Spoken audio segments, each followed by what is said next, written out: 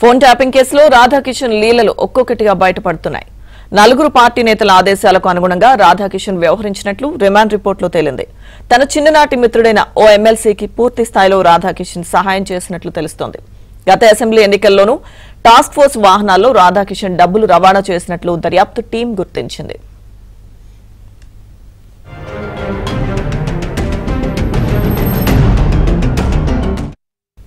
Central zone task force ఎస్ఐని ఉపయోగించి escort ఇచ్చి ఆ ఎమ్మెల్సీకి డబ్బులను డెలివరీ చేశారట. డబ్బుల వ్యవహారం బయటపడకుండా ఉండేందుకు కొత్త సిమ్ కార్డ్, ఐఫోన్ కొని ఎస్ఐకి ఇచ్చినట్లు పోలీసులు గుర్తించారు. బొలెరో వాహనంలో జరిగిన డబ్బు రవాణా వ్యవహారంలో ఓ రిటైర్డ్ పోలీస్ అధికారి సైతం ఉన్నట్లు తెలుస్తోంది. ప్రభాకర్ రావు ఆదేశాలతో ప్రత్యేక బృందాన్ని ఏర్పాటు చేసి రాజకీయ నాయకుల ఫోన్ సంభాషణలను ఎప్పటికప్పుడు ప్రభాకర్ రావుకు చేరవేసినట్టుగా దర్యాప్తు టీం పసిగట్టింది. దీంతో రాధాకిషన్ రావుకు సహకరించిన ఎస్ఐలు, ఇన్స్పెక్టర్లతో పాటు మాజీ పోలీసు అధికారులను విచారించేందుకు సిట్ రెడీ అవుతున్నట్టు తెలుస్తోంది.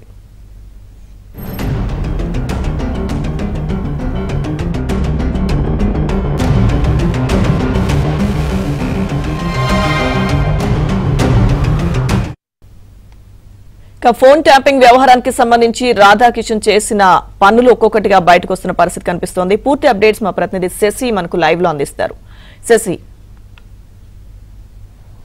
ఫోన్ ట్యాపింగ్ వ్యవహారంలో రాధాకిషన్ రావు చాలా కీలకంగా ఉన్నారు. ఆయన అరెస్ట్ చేసిన తర్వాత కస్టడీలోకి తీసుకుని సుమారుగా 7 రోజుల పాటు దర్యాప్తు బృందం విచారించింది. 7 రోజుల తర్వాత ఆయన తిరిగి రిమాండ్కి తరలించారు. అయితే రిమాండ్కి తరలించిన తర్వాత అందులో చాలా అంశాలను ఇటు పోలీసులు ప్రస్తావించారు. రిమాండ్ రిపోర్ట్లో చాలా కీలకమైనటువంటి అంశాలతో పాటు రాధాకిషన్ రావు ఏ విధంగా ఇటు ఫోన్ ట్యాపింగ్ వ్యవహారానికి పాల్పడ్డారో, ఆ ఫోన్ ట్యాపింగ్ వ్యవహారం ద్వారా ప్రత్యర్థులకు సంబంధించినటువంటి డబ్బులు ఏ విధంగా పట్టుకున్న అంశాల గురించి కూడా చాలా స్పష్టంగా అందులో ప్రస్తావించినటువంటి నేపథ్యం అయితే కనిపిస్తోంది. ఇక రాధాకిషన్ రావు తనకు సంబంధించినటువంటి చిన్ననాటి స్నేహితుడైనటువంటి ఒక ఎమ్మెల్సీకి చాలా వరకు కూడా ప్రత్యక్షంగా సహకారం అందించినట్టుగా తెలుస్తోంది.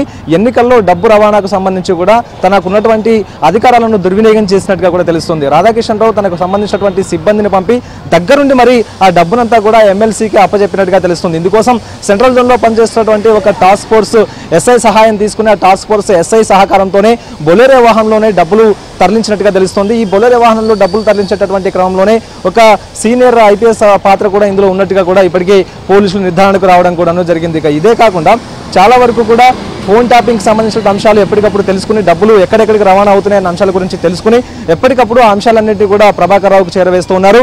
ఆయన ఆదేశాల మేరకే మొత్తం ఈ వ్యవహారం అంతా కూడా నడిచినట్టుగా తెలుస్తోంది. ఇదే కాకుండా 3 ఉప ఎన్నికలకు సంబంధించి పెద్ద ఎత్తున డబ్బులు రాధాకిషన్ రావు పట్టుకున్నారు. ఇదంతా కూడా ఆయా ప్రత్యర్థులకు సంబంధించినటువంటి ఫోన్ ట్యాపింగ్లు చేయడం వల్లనే ఇదంతా సాధ్యమైనట్టుగా కూడా ప్రస్తుతం ఇప్పుడు పోలీసులు నిర్ధారణకు వచ్చారు. ప్రధానంగా ఇటు గతంలో జరిగినటువంటి 2018 నుంచి 2023 వరకు జరిగినటువంటి ఉప ఎన్నికల్లో అభ్యర్థులకు సంబంధించిన డబ్బులు పట్టుకున్నట్టుగా తెలుస్తుంది. 2018లో షేర్లింగంపల్లి టీడీపీ అభ్యర్థికి సంబంధించినటువంటి సుమారుగా 70 లక్షల రూపాయలు పట్టుకున్నారు. ఇది కూడా ఆయన ఫోన్ మీద నిఘా ఉంచి ఆయన ట్యాపింగ్ చేసిన తర్వాత పలానా చోటు నుంచి డబ్బు రవాణా అవుతుందన్న విషయం ప్రణీత్ రావు తెలుసుకున్న తర్వాత ప్రణీత్ రావు ఇచ్చినటువంటి సమాచారం ఆధారంగానే రాధాకిషన్ తన టీమును పంపి ఆ 70 లక్షల రూపాయలు సీజ్ చేసినట్టుగా తెలుస్తుంది. ఇదే కాకుండా దుబ్బాక ఉప ఎన్నిక జరిగినప్పుడు రఘునందరావుకు సంబంధించినటువంటి బంధువులకు సంబంధించిన ₹1 కోటి డబ్బు కూడాను సీజ్ చేశారు. ఇది కూడా ఫోన్ ట్యాపింగ్ వల్లనే సాధ్యమైందంటూ కూడా ఇప్పటికే రిమాండ్ రిపోర్ట్లు చాలా స్పష్టంగా పేర్కొనడం జరిగింది.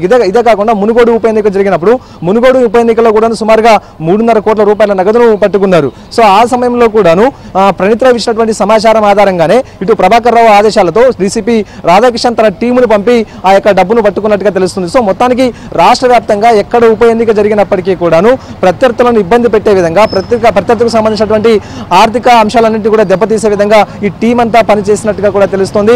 మొత్తానికి మరొకసారి రిమాండ్ రిపోర్టులో బీఆర్ఎస్ సంబంధించినటువంటి సుప్రీం అనే పేరును కూడా మరోసారి ప్రస్తావించారు. మరోవైపు 4 కీలక నేతలకు ఆదేశాల మేరకే రాధాకిషన్తో పాటు ప్రభాకర్ రావు వీళ్ళంతా కూడా ఈ పనిచేసినట్టుగా కూడా తెలుస్తుంది. మొత్తానికి ఫోన్ ట్యాపింగ్ వ్యవహారంలో చాలా వరకు కూడా ఇటు కేవలం రాజకీయ ప్రత్యర్థులకు సంబంధించిన అంశాలు మాత్రమే కాకుండా ప్రైవేట్ వ్యక్తుల ఫోన్లు కూడా ట్యాప్ చేసి వారి నుంచి కూడా పెద్ద మొత్తంలో డబ్బులు లబ్ధి పొందినట్టుగా తెలుస్తుంది. అయితే ప్రధానంగా ఎన్నికల్లో డబ్బులు తరలించడానికి రాధాకిషన్ రావు చాలా కీలకంగా వ్యవహరించాడు.